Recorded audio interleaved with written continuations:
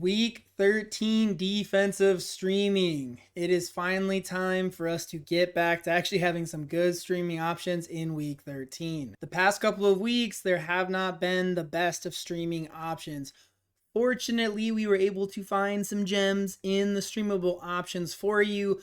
I can say, if you haven't watched one of these videos before, I do not give you teams that you cannot stream. For the most part, once in a while I might throw somebody in there who's a little bit more highly rostered, but they may still be available. But for by and large purposes, we're not giving you people like other people, no shade, I guess a little bit of shade, but no real shade to anyone in particular, where it's like, oh, they're rostered at 40%. And then you go look on Sleeper, which is a pretty competitive platform, and it says 75. And I'm like, where are you getting 40? And you go look at ESPN and it says 60%. And I'm like, well, the average of 60 and 75 is still not 40. So unless on Yahoo they're not rostered at all, this obviously isn't correct. But with that ran out of the way, the first matchup that I'm looking at is the Rams going up against the Panthers. The Rams are ranked first in points allowed, meaning that they are giving up the fewest points on the season to opposing offenses. They're not letting you score. They are letting you move the football on the field, but they're not letting you score. And it's very, very critical, obviously, to not allow opposing teams to score. The biggest thing in the Rams' favor this week, it is a game against the Panthers. The Panthers and Bryce Young have not looked that great over the last couple of weeks. They have not been able to pass the football. The Rams' run defense is top 10 in the NFL over the past 3 weeks. That should limit Rico Dowdle, should limit Chuba Hubbard, take away the play-action football game, and put Bryce Young in a blender.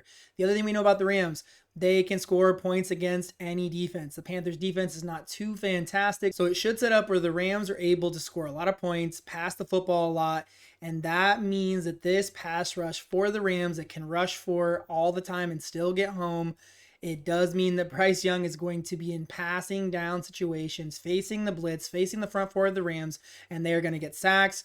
There should be at least one interception from Bryce Young in this football game. It is going to be a dominant beatdown performance game for this Rams offense, this Rams defense. I think it is one of the best matchups on the week.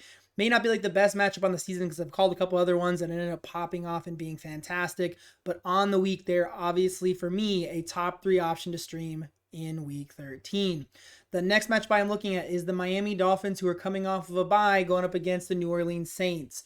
Saints offense has looked a little bit better with Tyler Shuck out there. He's not taking as many sacks. He's not throwing the football into harm's way as much as Spencer Rattler was. So there's not quite as many interceptions as well. What I do know, though, is that the Miami Dolphins are not letting run the football, which means the running game for the Saints will be held in check, which means the play action game won't be there, which means that we should expect Tyler Shuck to have to throw the ball early and often in this football game. I think the Dolphins kind of have like a we have to prove it mentality right now. I feel like they're playing their hearts out for Mike McDaniels. They're trying to keep him his job as the head coach of this football team. The defense for the Dolphins over the past 3 weeks, I know with the bye withstanding, obviously, but the 3 weeks before the bye were kind of on a tear. They were getting sacks, they're getting interceptions, they're not letting you score points, they're not letting you run, they're not letting you do very much on offense.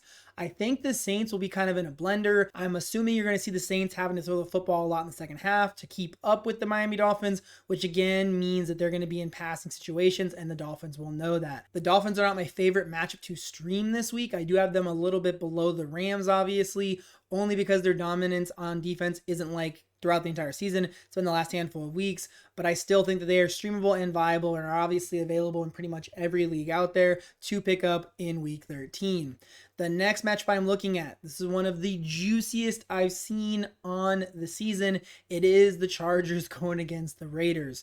The Raiders offense is horrible. Chip Kelly just got fired, so they're in a blender on offense. They're going to be in a blender next week. I don't care if it's Pete Carroll. I don't care who passing game coordinator. I don't care who's calling the plays.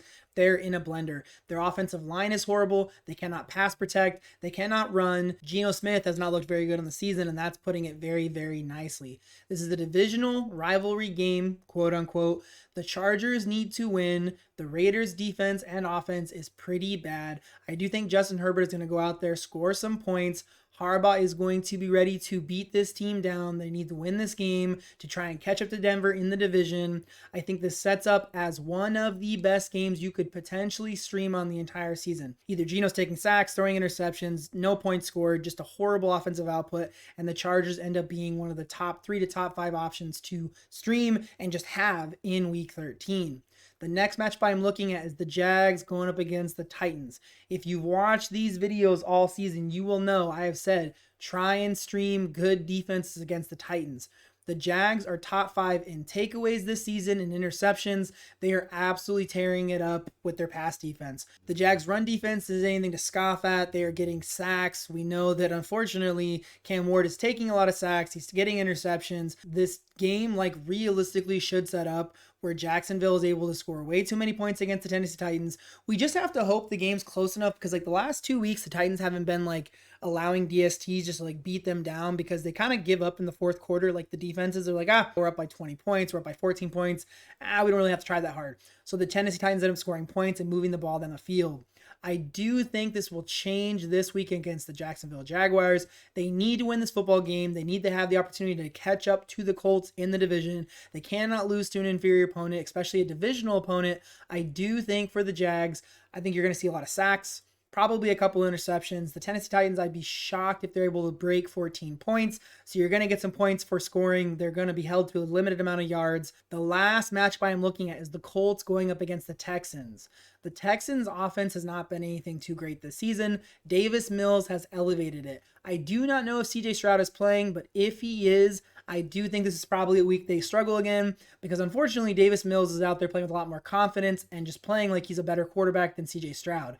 Not saying he's a better quarterback, but he's playing like he is a better one. I think if CJ Stroud comes back to play this week, he's probably a little bit gun shy. He's probably afraid to take some hits. He doesn't want to get another concussion, which probably leads to more sacks or potentially interceptions.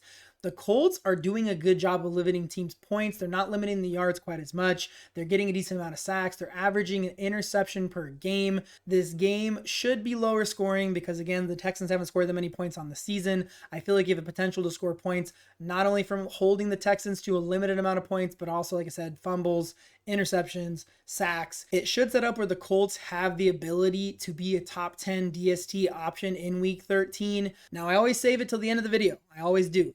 My top 3 options, and again, I really can't say that they're ranked because obviously my projected points don't always equal exactly what they score. There could be a team that gives a little bit more points, gives up a little bit less points, or vice versa. They could fluctuate a little bit. But my top 3 on the week, it is the Chargers, the Jags, and the Rams. I think all 3 of these options, like I said earlier, are easily top 7 options. Probably could be, I hate to call all 3, but they could be top 5 options. The only issue is, as I was looking, there are other teams out there that have pretty good matchups in week 13 as well.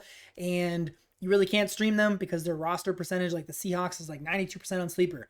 They have a great matchup this week, but unfortunately, when it comes to the matchup, you can't stream them because they're not available. So these are 3 of the best options in my opinion. They all realistically, like I already said, could finish top 7 on the week for DST, and you can pick them up and stream them, which is fantastic for this upcoming week. It is one of the best weeks for streaming in my opinion because there's actually 3 really good options, and for the past couple of weeks it's been pretty bad, so maybe I'm overdoing it, but I think that there are 3 really, really good options this coming week.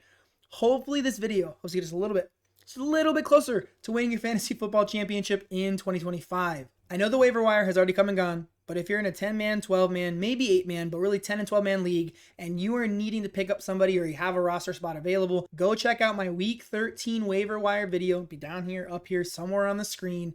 There should be a handful of players that are in that video who are going to not only be available in your league, which is key, but also have the potential to be viable plug-and-play guys going into the playoffs. So if you need somebody who could not only be available, but also you may be able to start, go check out that video wherever it is on the screen if you feel so inclined. Hopefully I'll see you guys again real soon. Hopefully you guys will see me again real soon. And until then, y'all have a blessed day.